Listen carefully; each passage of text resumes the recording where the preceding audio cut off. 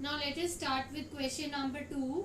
It says find the coordinates of the point of trisection of the line segment joining the points 4, -1 and -2, -3. Point of trisection means दो points लो जो कि A B को 3 equal parts में divide करें, trisect करें. तो ए का coordinate हमें दिया हुआ है, बी का कोऑर्डिनेट हमें दिया हुआ है और हमें पता है कि P और Q इसको इक्वल पार्ट्स में डिवाइड करते हैं. दैट मीन्स 1 1 1 तीनों पार्ट्स बराबर है, 3 इक्वल पार्ट्स है.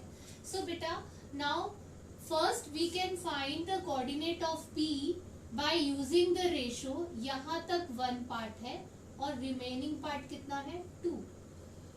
1 + 1 2. तो P के कोऑर्डिनेट कैसे आ सकते हैं?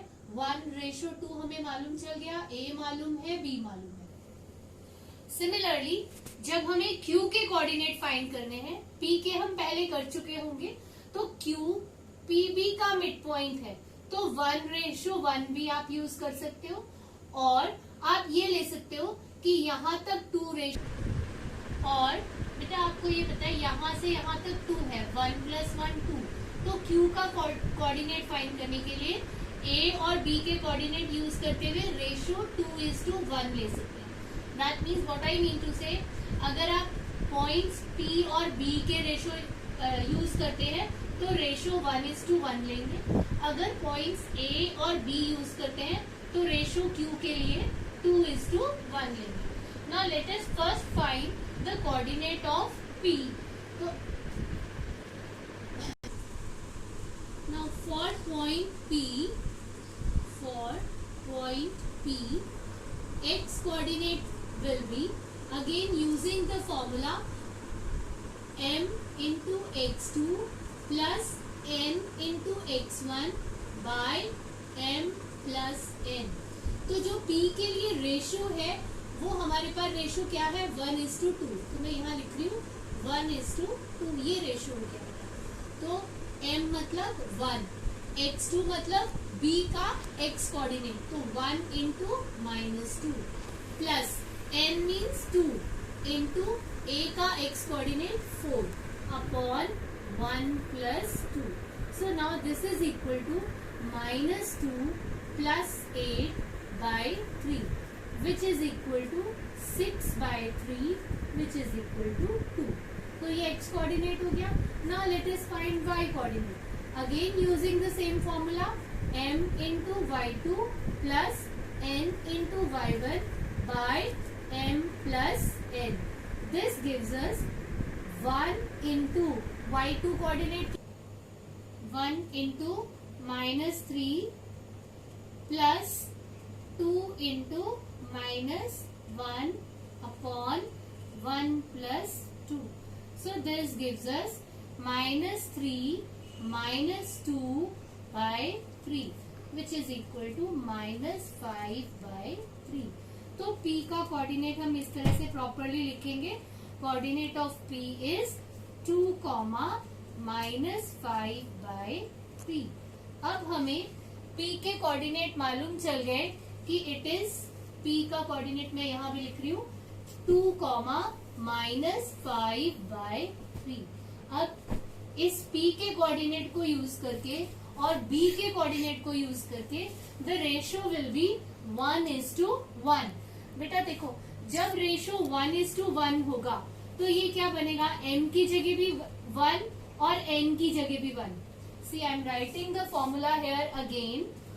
जो सेक्शन फॉर्मूला के हिसाब से m × x2 plus n × x1 by m plus n.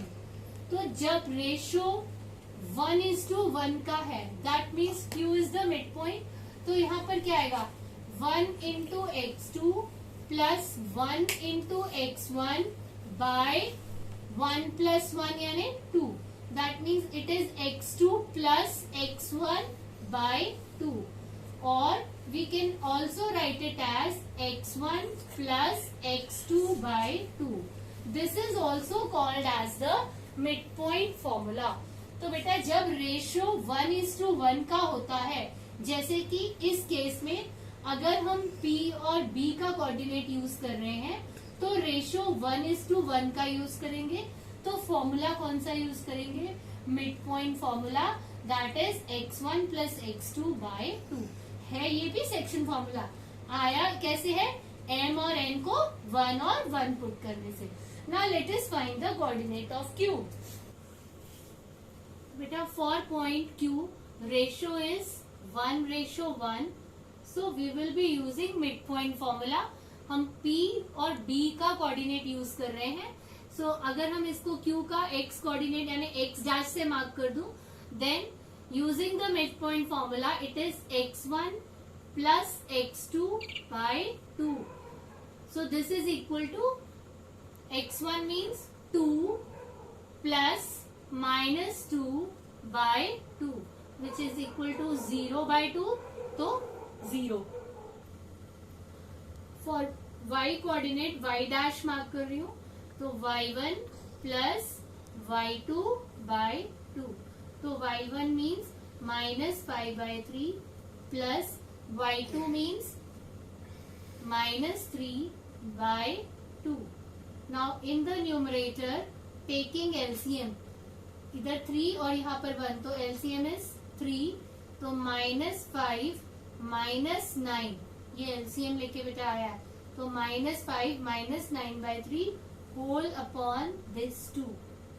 Now this is equal to -14/3 into 1/2. तो ये 2 7s आ गया, so it is -7/3. So coordinate of Q अपने प्रॉपर आंसर ब्रैकेट में लिखना है, that is 0, -7/3.